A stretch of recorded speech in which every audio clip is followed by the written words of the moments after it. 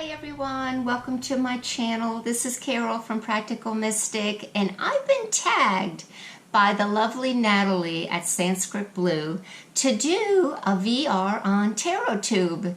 This VR has been around, I would say, probably 3 weeks to a month, and it originally came from Inspiring Alien Creations, and I get my turn. It's 10 questions. The first one is, what made you start TarotTube? Approximately 7 months ago, during a meditation, I asked my higher self, what is it that you want me to do? And the answer was, go back to doing your work. I had taken a sabbatical, I was doing other things, I was at a crossroad, and I decided YouTube was the medium that was popular, something I hadn't done before, and here I am. So that's how I got back in it. The second question, what is the tarot scene like in your area? But in the early 1980s, we had a crystal shop that lasted about a year. We had, shortly after that, another crystal shop where I was the in-house tarot reader. She was holding classes. That lasted about 2 years. Didn't last more than that. Nothing else happened until 1999, when our community college in our small town decided to offer extended courses, study during the summer months, and they had asked me if I was interested in teaching the tarot. I said, absolutely. Make a long story short, I get there, the response was phenomenal. I am going to be holding 2 classes because there was over 100 people who had signed up. Everything went well. This was Tarot 1. It was a 6-week course for the first one, and then the 6-week course for the other. About a week later, no, it wasn't. It was like 4 days later. I get a phone call from the local newspaper. They want to do an interview. Why was there such a wonderful response? Who am I? What's tarot about? Yada, yada. They end up doing a wonderful interview. I end up doing reading for the interviewer and the cameraman. All went well. It was a beautiful write-up in our local newspaper, a whole huge page.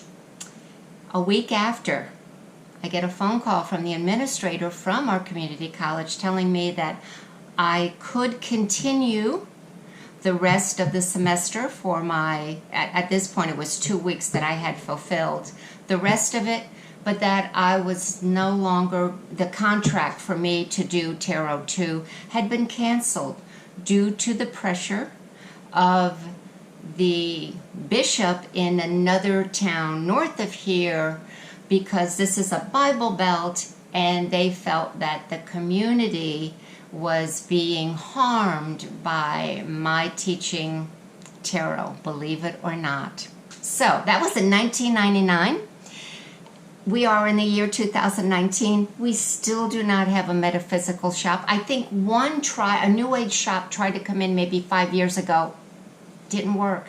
This is a Bible Belt, and if you want to go to a crystal shop, you need to drive 38 miles up north of here. Interesting, right? It didn't get any better. Okay. Name any overrated decks and underrated decks. I hate to do that. All right, overrated, here's what I'm going to say. I love the Rider-Waite. Of course, my first deck was a Marseille, but when I went into teaching, I knew the Rider-Waite was the way to go. All right. When the new Radiant Wise Spirit Tarot came out, I said, great, I got to get this. It's borderless. It's beautiful. And I'm not saying it's overrated. What I'm saying here is, as a teacher and working with the Hermetic Order of the Golden Dawn and understanding the universal symbology of colors, of symbols, archetypes, and the importance of learning that, it's different in the radiant, here's an example, and I'll make this quick.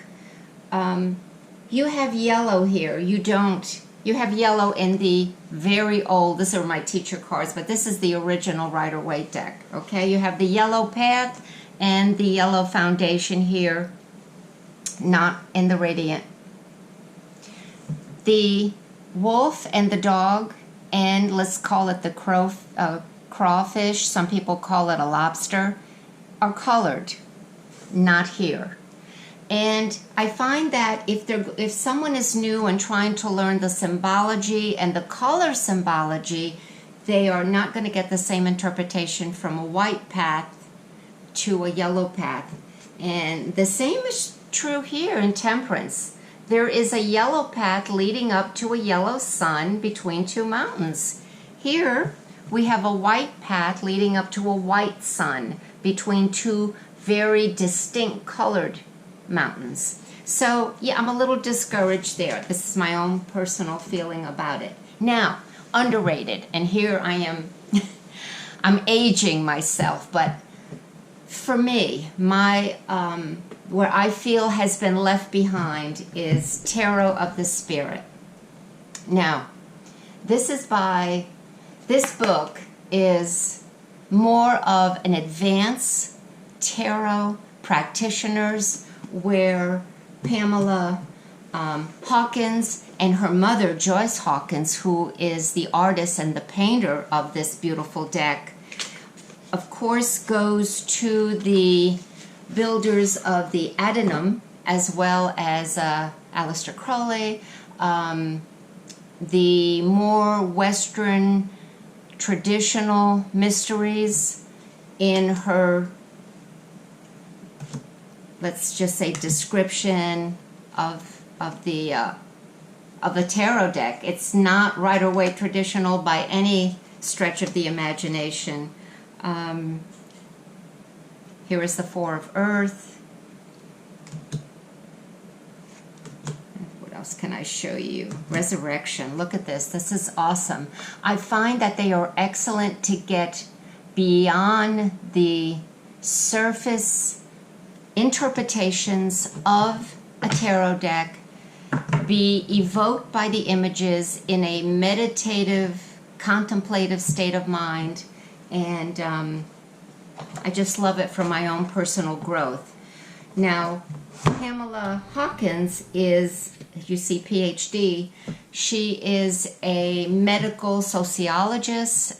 She is the founder of the Pacific Center.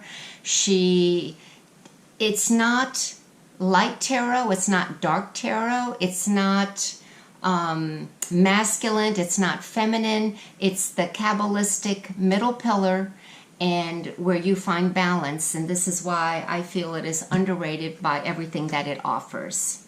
All right, tarot in one word, philosophy. I know all of you are saying out there, philosophy? Tarot?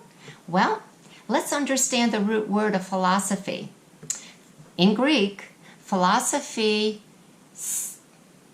let's do philos, P-H-I-L-O-S, which means love, and Sophia means wisdom. So philosophy means love of wisdom. To me, when we embark on the sacred journey of the tarot, it is a labor of love. It is the love of wisdom, the love of knowing. And in that journey, in that sacred system, if you will, we discover ourselves. And when we get that personality self out of the way through the tarot and through the paths of the tarot, we discover our soul. And when we discover our soul, we come to the realization that it is one with the universe, and that how much better can that be? That we are divine individuals here in the universe, all as one and connected, and through the wisdom of the tarot, we transform ourselves into a being that hopefully can live the tarot. I think that is the greatest lesson that I've learned is trying to live the tarot on a daily basis. Some practitioners say that the tarot is it delves into the human psyche, and I agree with that, because the definition of psyche is the human soul, mind, or spirit.